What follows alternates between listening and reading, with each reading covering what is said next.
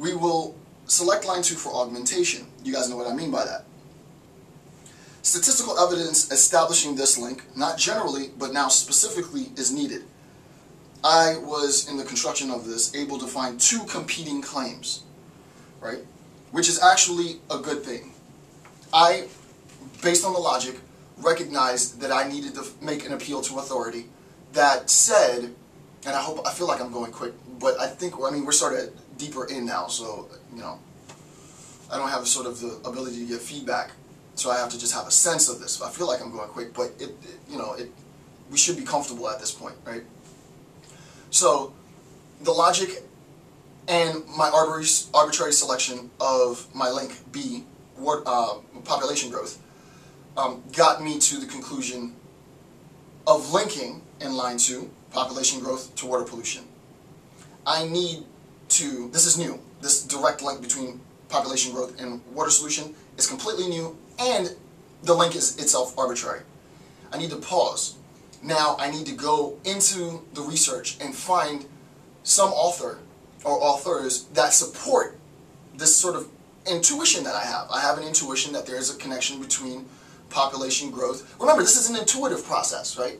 There's no formal rules per se to this, but I have a gut feeling. It was arbitrary, gut feeling, but I have a gut feeling that there's a connection between population growth and water contamination.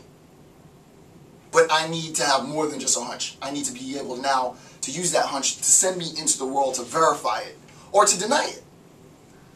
So I go and check. I find one author. I didn't find much, surprisingly. I didn't find, which I think is really good for research because no one's directly expressed this connection. I found one author who says almost verbatim what I said. It was almost exactly verbatim, and you'll see this in a second, what I said. There is a direct correlation between population, I didn't say it is direct, but if population growth increases, then the likelihood for water pollution increases. I found a citation that says basically that. And I could have stopped the research, but I'm a pretty good researcher, so I was like, let me see if I can find more. And then I found another author within a journal. I had to go to a journal. Since I'm a professor, I have access to journals, e-journals. So I went to an e-journal, and I found another author that made a reference to the connection, but said that the connection isn't strong enough to really even establish correlation. So I have one person that says there's a direct correlation. I have another author that says the correlation isn't that strong. I don't care what they say. One thing that has been legitimized is that this correlation has at least been contemplated by other people than myself. I'm not the first person to think of connecting the increase in, totally arbitrarily for the purposes of nothing other than pedagogy, correlating the association between increased population growth and the pollution of water. I have 2 authors that have made that direct connection as well.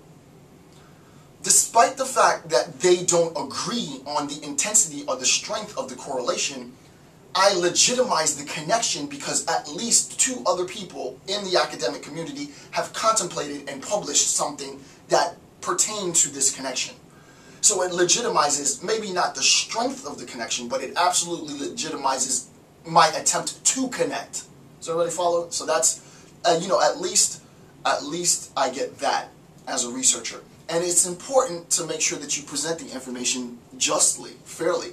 Since it wasn't the case that, everything that I read, there was overwhelming amount of information and everybody said there's a direct connection, that would have been one thing. But I was able to find someone who says the connection wasn't as strong, which we'll see in a second.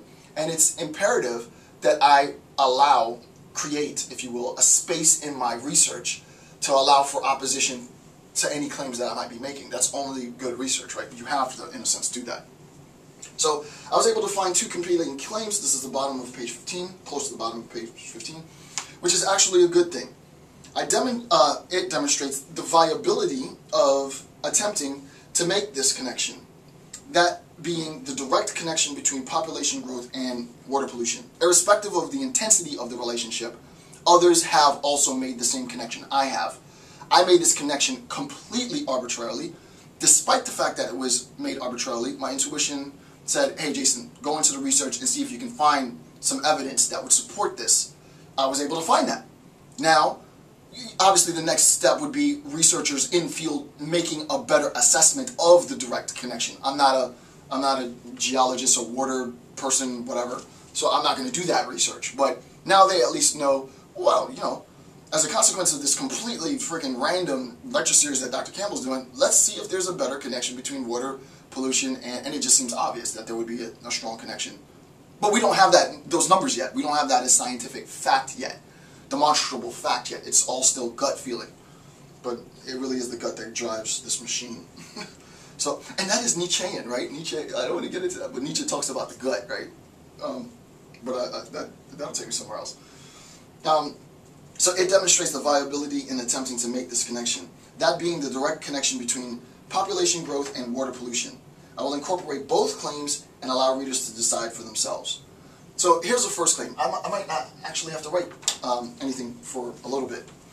So here's the first claim, and I hope I'm not losing you because it's rather conceptual, but there's nothing really for me to write on the board.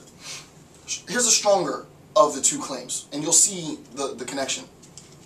And this is a direct assertion for the link needed for a hypothetical syllogism. Here's a quote. Quote, according to medical experts, an individual needs to consume at least 2 liters of water daily for basic survival. The health and livelihood of Americans depends on the availability of a safe drinking water supply. Unfortunately, drinking water in the United States is susceptible to toxins. As the human population and development in modern technology increases, the risk of... Why is there a huge blank? I have no idea. I would imagine that, see, because I'm super methodical, I have a backup. Nah, I always got backups. But my backup stops on page 14, bastard, JC. No. Oh, no, here it is. The risk of... Sorry. I'll have to change that.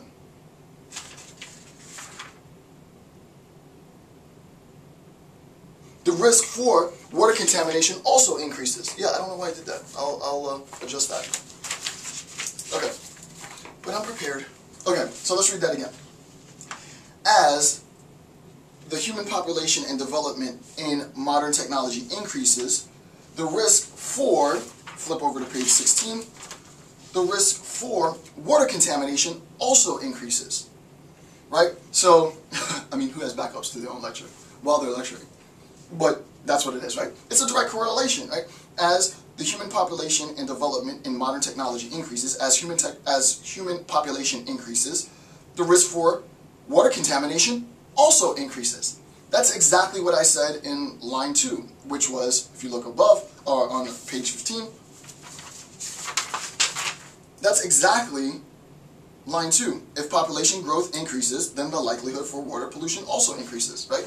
So it's important to remember that the correlation now has been legitimized to an extent, right? I found a citation, it's a credible source, and insofar as the citation makes the direct connection between water contamination and population growth, okay. But I wanted to go more and see if I can find more claims to support, which I really wasn't able to, and I spent quite a bit of time doing it. But then I found one claim that was a little bit more ambiguous. They said the connection isn't that direct. So, top of page 16, examples of water contamination source includes animals and human waste, chemicals disposed of improperly in landfills. If not treated properly, drinking water can pose a severe health risk to humans. Okay, none of that really matters for the purposes of our hypothetical syllogism. The bit that we needed was the claim that increased population results in the likelihood for increased water contamination, and that legitimizes line 2 of HS that we have, to be technical. So here's another citation that I found. This is more cautious, right? But the reference was better. It was a more reputable journal and such. Quote, the future trends in stressors are also a complex mixture. The argument is making this direct one-to-one correlation isn't that simple because there are many, many, many other factors that need to be factored in. So it's very complex and we should proceed cautiously. That's basically what's being said. The Census Bureau expects U.S. population to continue rising at about the past rate over the 50 years. over the next 50 years.